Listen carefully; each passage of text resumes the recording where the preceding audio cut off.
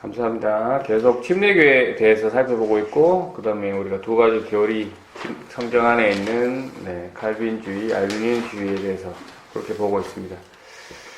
그래서 칼빈은 간단하게 얘기하면 구원은 하나님의 정적인 주권에 의해서 이루어지는 거다. 알비니언주의는 하나님의 주권에 의해서 이루어지지만 하나님 믿고 안 믿고를 하나님이 선한 의지를 주셨기 때문에 그것으로 선택할 수 있다라는 거. 그리고 우리가 지난주에 또 침례교의 특징에 대해서 함께 살펴봤죠. 특징 중에 첫 번째 특징을 봤습니다. 근데 침례교는 성도들의 신앙의 지침서로 성서를 가장 높은 순위, 최고 권위에 둔다라고 했습니다. 왜 침례교는 그랬느냐라고 했을 때, 성도들을 교육시킬 때, 다른 성경이 아닌 성경을 모아놓은, 웨스트민스터 교리나, 소요리 문답이나, 요런 게 틀렸다는 게 아니죠. 요런 좋은 교재들이 있지만, 이 좋은 교재들 안에는 뭐가 들었냐면, 그 소속된, 교단의 주의가 들어갈 수밖에 없기 때문에 그것보다는 성경을 가장 우선순위에 두고 성경으로 가르친다, 신앙생활을 교육한다, 신앙생활 지침서 삼는다라는 것. 그리고 그래서 침례교단은 사도 신경도 신경이라고 하니까 경은 성경이라는 뜻인데 사도 신경도 사실은 성경이 아니죠. 성경에 있는 내용을 모아놓은 거기 때문에 침례교는 사도 신조라고 부르고 있습니다. 신조. 그래서 침례교는 사도 신조를 따로 따르지 않기 때문에 하지 않는다. 왜 이 사도 신조도 처음에 만들어졌을 때는 이 로마 가톨릭이 교황과 그다음에 그 로마 가톨릭의 그 교권을 강조하기 위해서 만들어 놓은 고백문이기 때문에 그렇다. 그런데 오늘날 많은 교단들이 이걸 사용하고 있다. 왜? 그 이유는 그 교권을 강조한다는 그 의미들을 또 다르게 해석해서 공교회 부분이나 또 그런 부분들을 그냥 그 로마 가톨릭만 얘기하는 게 아니라 일반적인 교회를 이해하고 사용하고 있기 때문에 또 그렇게 쓴다라는 거. 그래서 어떤 게 맞냐 안 맞냐라는 거는 조금 무의미한 것 같습니다. 원래 나쁜 의도로 출발했더라도 다른 의미로, 좋은 의미로 사용하고 있고 또 좋은 교재로 쓰고 있기 때문에 대신 성경까지는 아니다. 성경의 권위까지는 아니다. 그래서 침례교는 조금 극단이긴 하죠. 그래서 우리는 쓰지 않는다라는 거고, 우리는 침례교에 소속된 부산 레포츠교회이기 때문에 이 방향대로 일단 따라가는데, 그런데도 불구하고 우리 부산 레포츠교회는 사도신경을 변형시켜서 사용하는 신앙 고백을 하고 있다라는 것. 왜? 좋은 신앙 고백이기 때문에 이 고백문에, 좋은 기도문에 내 신앙을 담아서, 내 믿음을 담아서 하나님께 올려드린다라는 의미에서 저희는 사용하고 있습니다. 자, 침례교의 특징. 이어서 오늘 또 두 가지 정도 살펴볼 텐데요. 두 번째. 첫 번째는 침례교는 성서를 가장 높은 권위에 둔다라고 했고, 두 번째는 교회와 국가의 분리입니다. 교회와 국가의 분리. 교회는 이제 국가의 정치에 관여해서도 안 되고, 국가 역시 교회 안의 문제에 정치적인 힘을 발휘해서는 안 된다라는 것이죠. 왜 이런 말이 나왔냐? 당시 그런 게 있었기 때문에 그렇겠죠. 왜 침례교는 이런 특징을 가졌냐? 역사적인 사건이기 때문이죠. 우리가 개신교잖아요. 개신교. 로마 가톨릭에서 분리되어 나올 때 여러 원인들 중에 하나가 요 문제였습니다. 그 당시 로마 가톨릭은 이게 국교였잖아요. 기독교가 국교였기 때문에 신부가 된다는 것은 곧 출세의 길이었거든요. 잘 먹고 잘 사는 거고, 가문 대대로 할 수 있는 가장 출세의 길이 신부였습니다. 그러니까 당연히 정치적인 힘도 그때 분리하는 게 아니라 같이 일치했기 때문에 신부가 된다는 것은 국회의원인 겸 네, 종교 지도자가 되는 거라서 이게 엄청난 힘이었기 때문에 이게 어떻게 됩니까? 점점 종교의 의미가 떨어지고 네, 타락하는 네, 그런 걸로 모습이 보였기 때문에 그런 것에 반대해서 우리 개신교가 나왔다. 그래서 분리했다. 거. 그래서 침례교는 이런 역사적인 사건에 의해서 우리는 국가와 교회는 종교는 분리되어야 한다라고 네, 정하고 그렇게 따르고 있습니다. 그래서 목사님들이 정치에 참여하는 것을 침례교는 좋게 보지 않습니다. 네, 분리해야 되기 때문에. 네. 다른 교단에서는 하시는 분들이 있죠. 뭐 선한 영향을 끼치면 사실 상관은 없다고 생각하지만 그게 오래되면 오래될수록 네, 스며들 수밖에 없다라고 보기 때문에 그리고 잘하면 다행인데 못하면 네, 뭐 말씀을 안 드리겠지만 욕을 태반으로 얻어먹기 때문에 국가와 종교, 정치와 네, 사역은 구분 확실히 해라 라고 침례교는 주장하고 있습니다. 성경은 뭐라고 하느냐? 네, 우리가 잘 아는 사건 있죠. 마태복음 22장 15절부터 나오는 사건. 이 바리새파 사람들이 이제 예수님을 시험하기 위해서 오죠. 그래서 뭐 그 동전을 보여주면서 뭐라 합니까?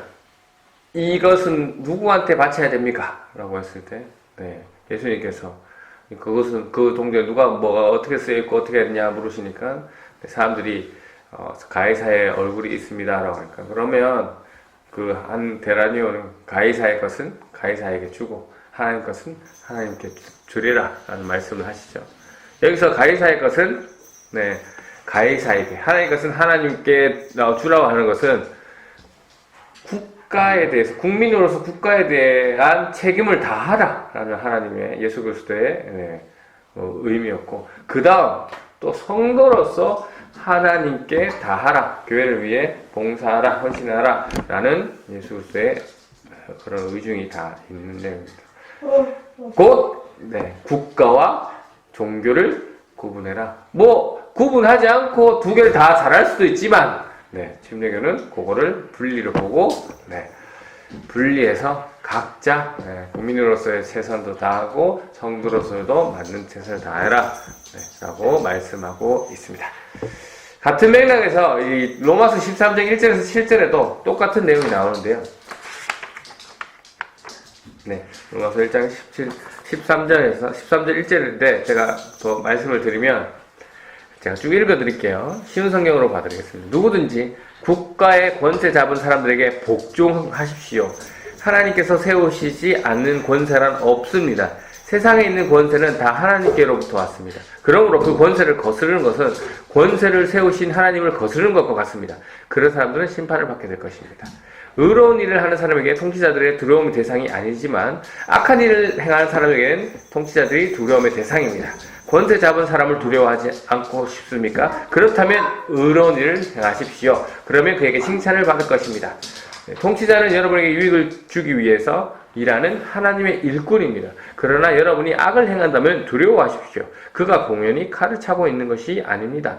그는 하나님의 일꾼으로서 악을 행하는 사람에게 벌을 내리는 하나님의 진노를 집행하는 사람입니다. 그러므로 권세에 복종하십시오. 단지 벌 받을 것이 두려워해서가 아니라 양심 때문에 복종해야 합니다.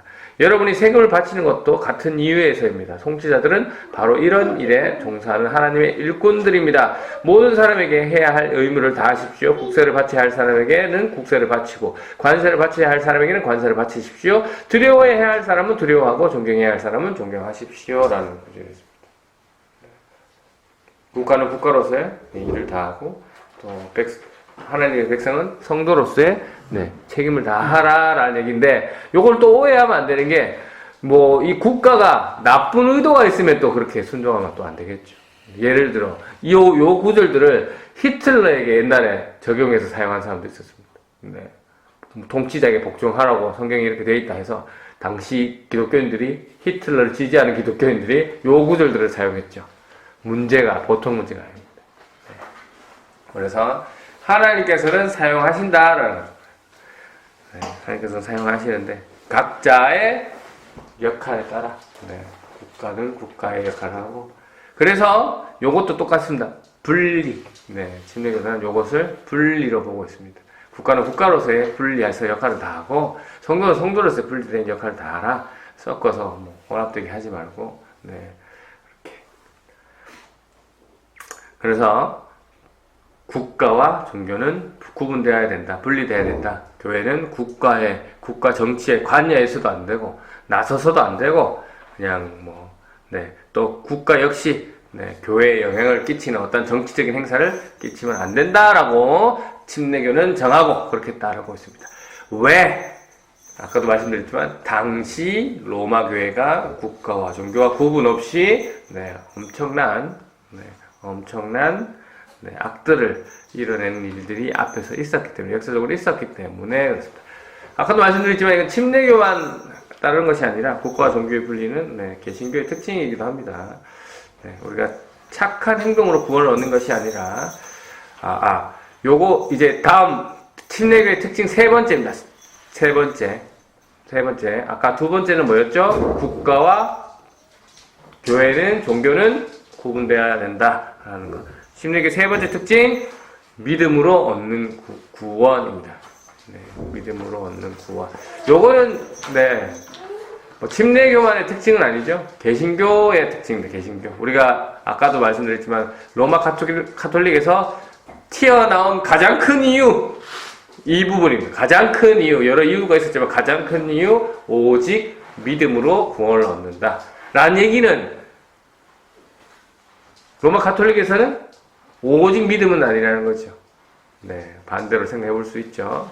어떤 칠성례라고 해서, 네, 어떤 이제 성경에 있는 그런 뭐 침례, 뭐 여러 가지 또 주의 만찬, 그러니까 성찬식이라죠. 그런 것들을 해야지만 구원에 이를 수 있다라고 하는 거고요.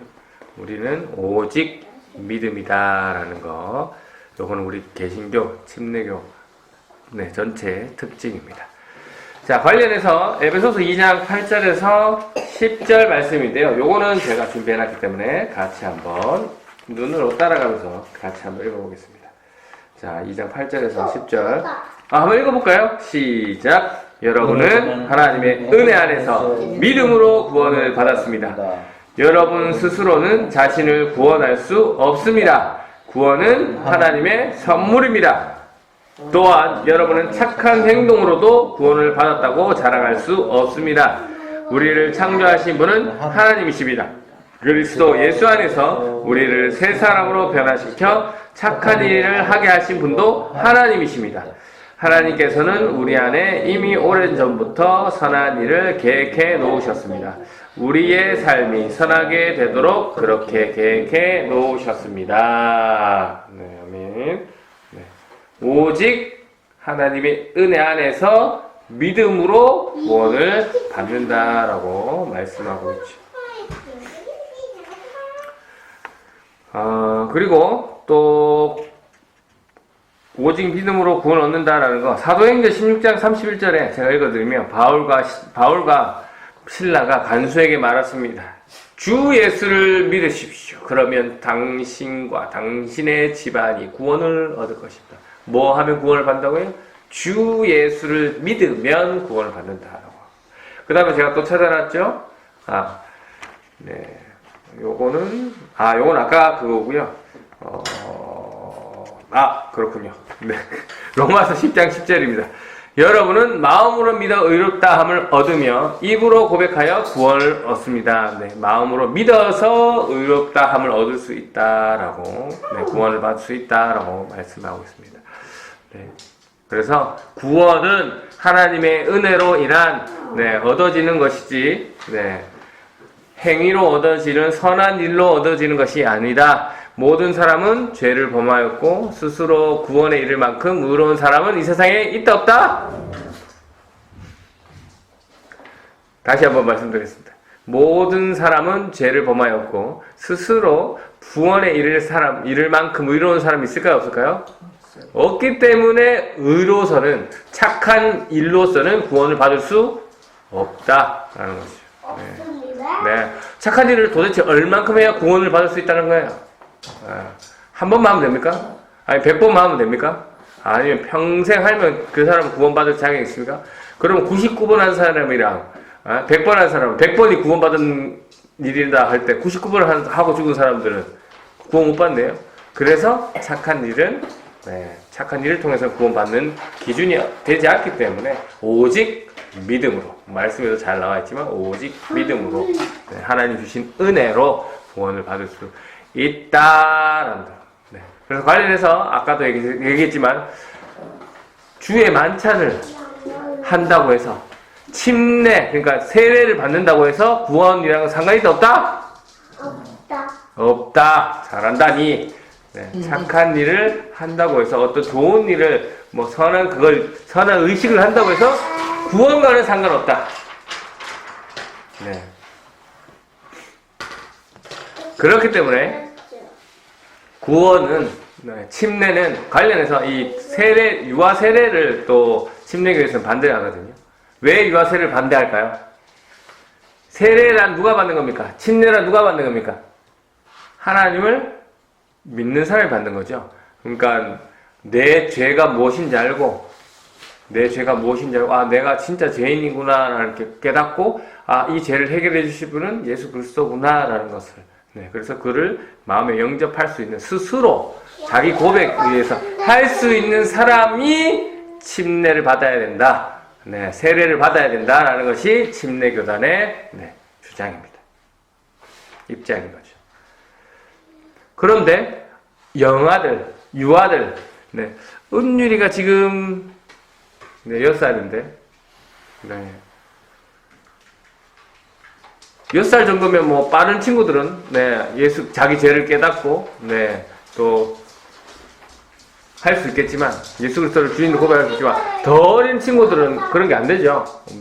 밥 먹기 바쁘고 똥 먹고 똥 싸고 받기 바쁜데 그 친구들에게 유아세를 준다는 것은 성경적이지 않다라고 침례교는 얘기하지만 장로교, 감리교, 성결교 유아세례 합니까 안 합니까? 합니다. 그러면 이 교장들은 틀려 먹었나? 성경을 잘못 해석했나? 또 그런 것도 아니란 말이죠.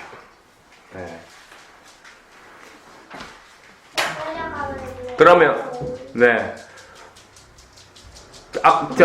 지난번에 얘기했지만 칼빈주의의 장로교, 수정대 알미스주의의 감리교, 성결교단은 왜 유아세례를 할까? 먼저 감리교단, 성결교단 입장을 얘기하면 유아이기 때문에 유아 세례를 직접 할 수는 아이가 직접 신앙으로 할 수 있는 것은 아니지만 공동체의 고백으로 유아 세례를 합니다. 공동체의 신앙 고백 차원에서 유아 세례를 준다는 거죠.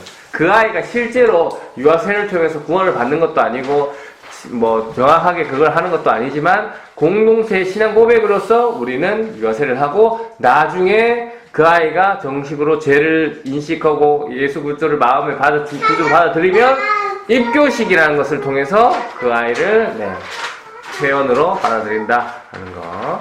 감리교단은 그렇게 그런 형식이고요. 근데 장로교도 이런 형식이 많이 있습니다. 그러나 장로교단의 공식 입장은 뭐냐면 칼빈주의잖아요.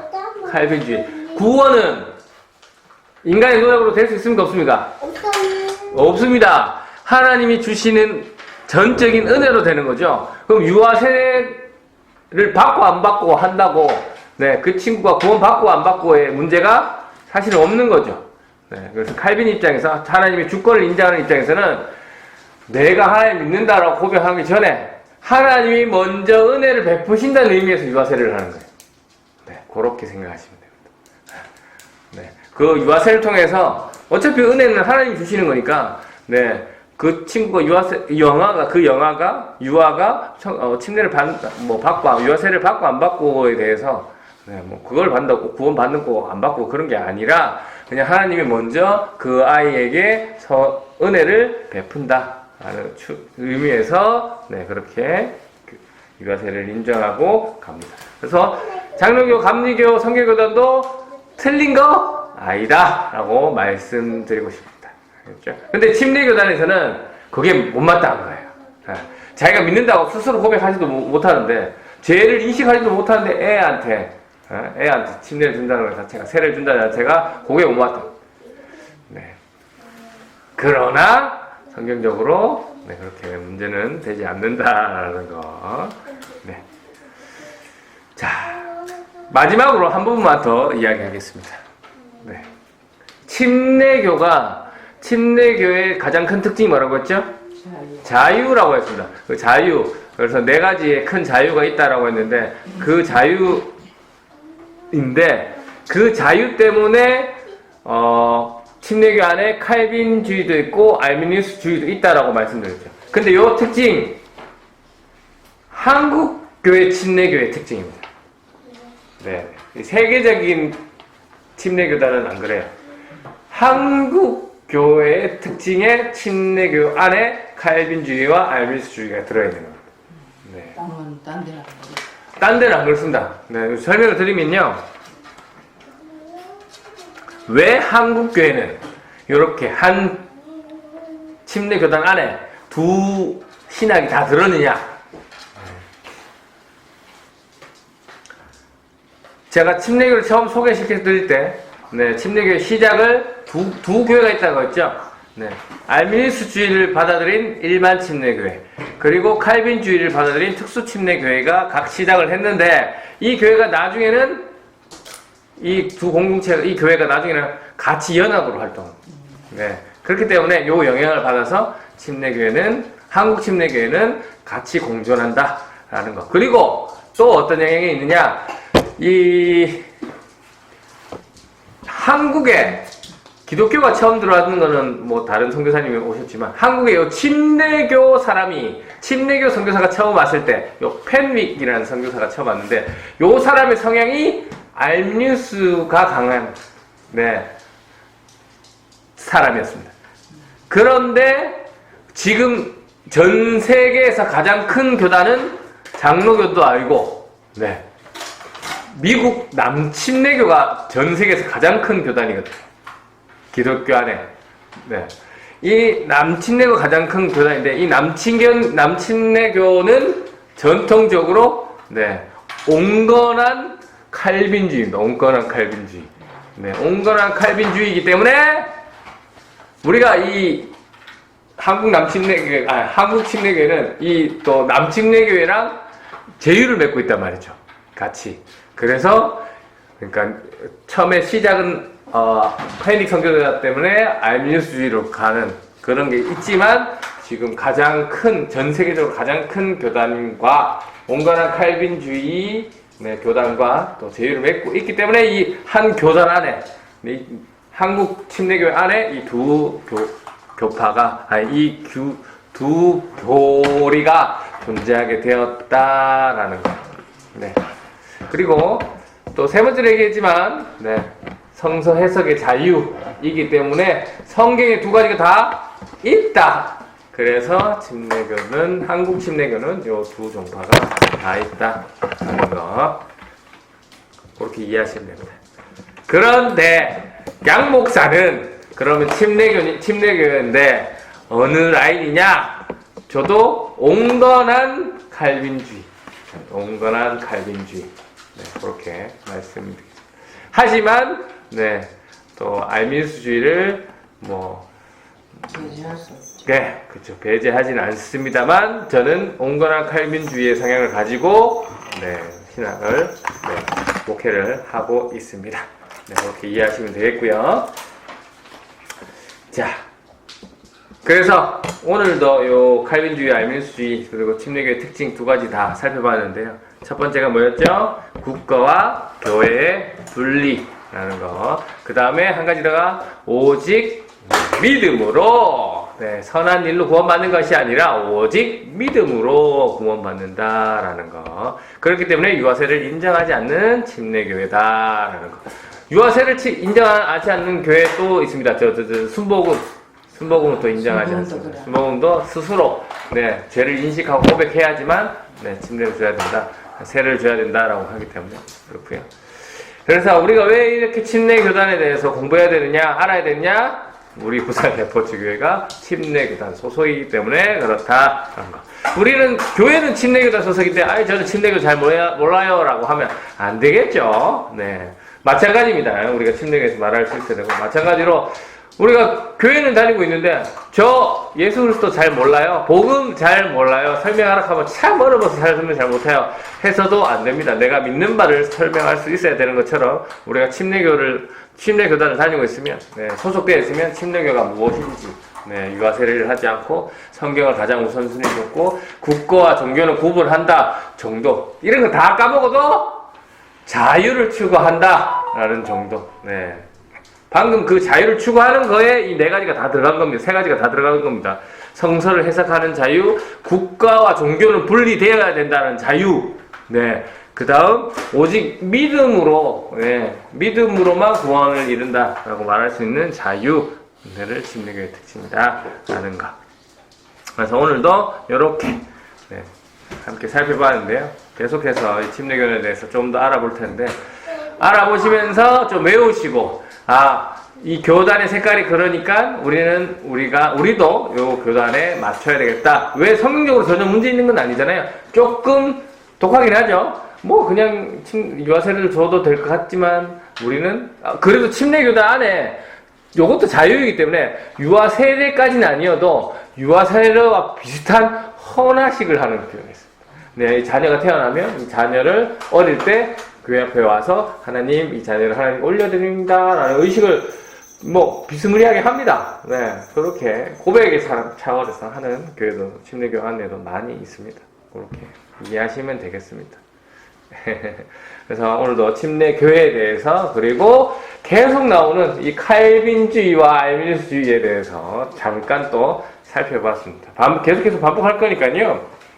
난 안 돼 라고 생각하지 마시고 마음을 열어놓고 네, 조금씩 네, 배워보시면 언젠가는 내 것이 되지 않겠느냐 생각하시면 되겠습니다. 그래서 이런 것들 잘 알아서 침례교단에 소속된 침례교인의 네, 정체성을 가지는 우리 부산 레포츠교회 성도님들이 되시기를 주님의 이름으로 축원합니다. 아멘. 감사합니다. 이 시간 함께 기도하실